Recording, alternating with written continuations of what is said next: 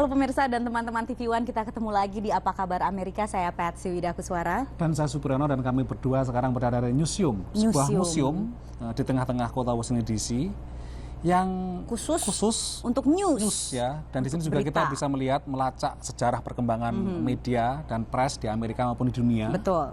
Dan juga adalah museum yang khusus menyorot masalah integritas jurnalisme. Nah, yang ini sekarang lagi seru. Masalah integritas ini sedang hangat di Indonesia ya. Kemarin ada semacam pokoknya sedang tuduhan-tuduhan dari perkara jale atau apa bahasa wartawannya itu masalah kejelasan dalam arti ya sogokan atau amplop ya kan. Dulu selama kita jadi wartawan di Indonesia dibandingkan dengan sekarang jadi wartawan di Amerika, rasanya semenjak di sini belum pernah yang namanya mendapatkan amplop ya kan, dari sebuah perusahaan yang mengundang untuk hadir dalam acara gitu. Betul. Ya. Kalau di Indonesia sudah menjadi kebiasaan gitu ya.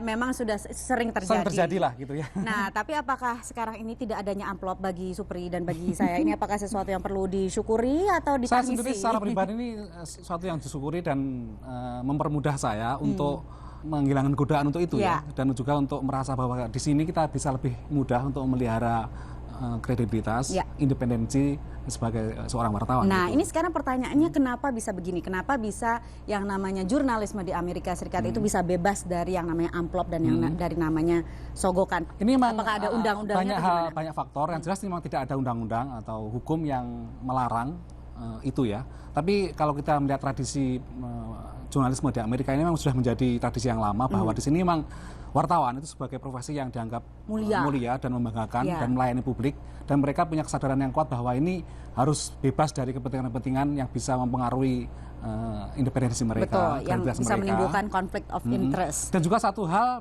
mungkin nyaris sebagian wartawan di sini mendapat gaji yang cukup ya, Pet. Kalau itu memang satu faktor ya. Jadi mereka tidak perlu lagi untuk misalkan datang ke konferensi pers untuk meminta atau mencari bahkan amplop mencari gitu nafkah. Ya. Kebebasan pers di Amerika Serikat itu bukan hanya masalah kebebasan meliput, tapi juga tanggung jawab yang dalam hal ini diartikan sebagai fairness atau peliputan yang adil, dan tentu saja hal itu tidak bisa dilakukan apabila wartawan tersebut dipengaruhi oleh amplop dan sebagainya. Ini contoh yang ekstrim, kalau misalkan ada wartawan yang diundang oleh Presiden Obama misalkan untuk ikut dalam pesawat Air Force One, itu tidak gratis.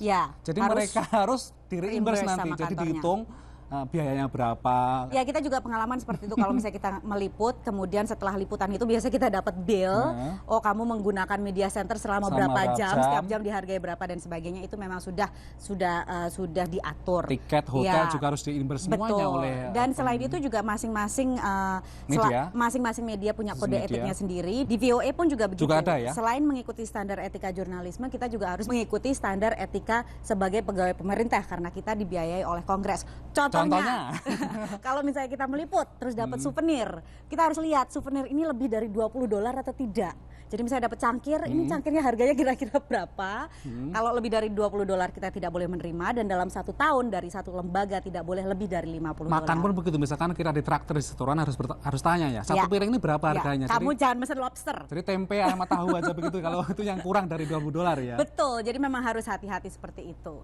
Nah, tapi bukan berarti yang namanya media dan jurnalisme di Amerika Serikat ini sudah sempurna, bersih ya kan? atau murni dari kepentingan-kepentingan apapun. Tidak. Memang ada media yang mainstream yang mencoba untuk netral, independen dan objektif. Tapi juga kita tahu bahwa juga ada yang cenderung kiri atau kanan. Ya, dan baik itu di media televisi maupun radio maupun juga di koran gitu. Dan biasanya di setiap kota gitu, kota besar kayak Washington DC itu kita udah tahu bahwa yang namanya Washington Post itu cenderung ke kiri, Washington Times cenderung ke kanan, New York Post cenderung ke kanan, New York Times cenderung ke kiri. Sementara untuk televisi MSNBC ke kiri, kemudian Fox News ke kanan. Dan biasanya orang memilih media yang sesuai dengan kecenderungan politik mereka juga. Dan ini tapi kecenderungannya ideologis ya, bukan kecenderungan tergantung oleh pemilik media.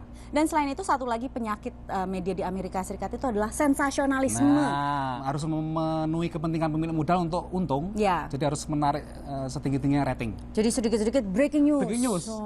Bencana itu selalu reporter dipikirin ke pusat bencana. Yang harus berenang dulu. Kena angin, jatuh, bangun lagi, seperti itulah. Jadi supaya sensasional dan mendapat rating yang tinggi gitu. Jadi mudah-mudahan itu memberikan sedikit gambaran bagi Anda pemirsa yang namanya penyakit jurnalisme baik di Indonesia maupun di Amerika Serikat. sedikit perbandingan untuk Anda. Mudah-mudahan bermanfaat. Untuk sementara ini kami kembalikan dulu ke teman-teman TV One. Saya Patsy Widakuswara. Dan saya Supriyono. Sampai jumpa minggu depan.